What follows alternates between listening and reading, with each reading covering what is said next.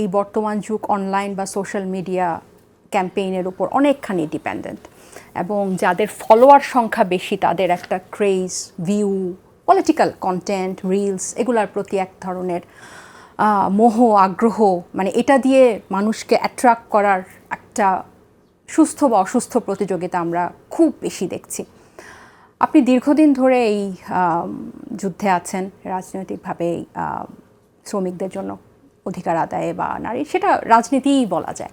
আপনি এই জিনিসটাকে কিভাবে দেখেন, এবং আপনি যখন নির্বাচনী প্রচারণায় ছিলেন এইটা কতটুকু ইফেক্ট করেছে আপনাকে, এই যে পপুলিস্ট, যে ফ্যান ফলোয়ার বেস, যে সোশ্যাল মিডিয়ার অ্যালগরিদম যেভাবে মানে কি বলবো পরিচালিত হয়, সেটাকে আপনি কিভাবে একজন প্রার্থী হিসেবে আপনাকে কতটুকু ইফেক্ট করেছে অন্যান্য প্রার্থীদেরটা, এবং পুরো ব্যাপারটাকে আপনি কিভাবে দেখেন?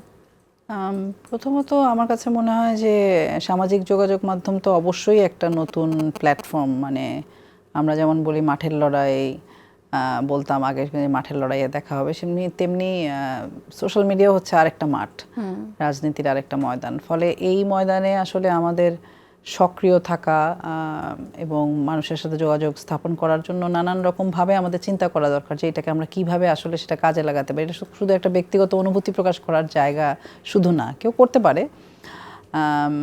যেমন আমার কাছে মনে হয়েছে যে করোনার সময় সবচেয়ে বেশি এটা মধ্যবিত্ত পরিসরকে নিয়ে আরও মধ্যবিত্ত পরিসরকে তো এঙ্গেজ করেছে, মধ্যবিত্ত পরিসরকে অতিক্রম করেও আরও যারা ধরেন অন্যান্য শ্রমজীবী মানুষ তাদের পর্যন্ত ছড়িয়েছে যে কিভাবে আসলে সামাজিক যোগাযোগ মাধ্যমটাকে ব্যবহার করা যায়। এখন পর্যন্ত আমি বলবো যে মানে আমরা হয়তো ওইভাবে খুব যেভাবে যুক্ত হওয়া দরকার সেটা হতে পারি নাই।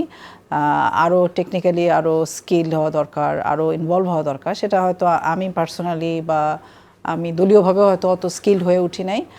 আর যে কথা আপনি বললেন যে আসলে কিছু তো বিষয় আছে যে এখনকার সময়ের মানুষের প্রকাশের ধরন বদলেছে।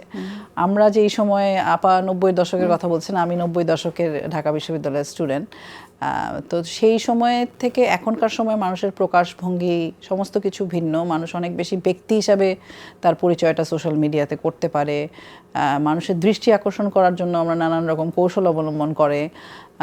তো সেই কৌশল অবলম্বন মানে এটার নেতিবাচক ইতিবাচক আমার কাছে মনে হয় অবশ্যই একটা পজিটিভ দিক আছে সোশ্যাল মিডিয়ার। এখন আপনি কিভাবে ব্যবহার করছেন, আপনার দেশের মানুষের বোঝাপড়ার স্তরটা কোন জায়গায় আছে। আমাদের দেশের তো মানুষের আসলে এখন পর্যন্ত যখন দেশের বেশিরভাগ মানুষের মৌলিক চাহিদা পূরণ থাকে না, তখন কিন্তু মানুষের চেতনার স্তরও আপনি অনেক কিছু, অনেক সচেতনতাও সবার কাছে আশা করতে পারবেন না।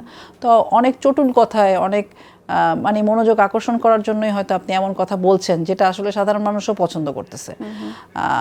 তো সেইটার সাথে আসলে আমি গা ভাসাবো কিনা এটা আমার সবসময়। এটা কি মনে হয় যে আপনার মাঠের প্রত্যেকটা ঘরে ঘরে, পাড়া মহল্লায় মানুষের সাথে ওয়ান টু ওয়ান সম্পৃক্ততা হওয়া বা এটার কোয়ালিটিটা বেশি ম্যাটার করে, নাকি আমরা যদি সোশ্যাল মিডিয়াতে সেটা ইতিবাচকভাবেই ধরে নেই, এটা কি কম্পেয়ার করে? কারণ আমরা অনেককে বলি যে আজকে আমার এলাকায় প্রার্থী কিন্তু একবারও আমার এরিয়াতে আসে নাই, আমি দেখি নাই। দুইটাই কাজ করে আমার মনে হয়, দুইটাই কাজ করে।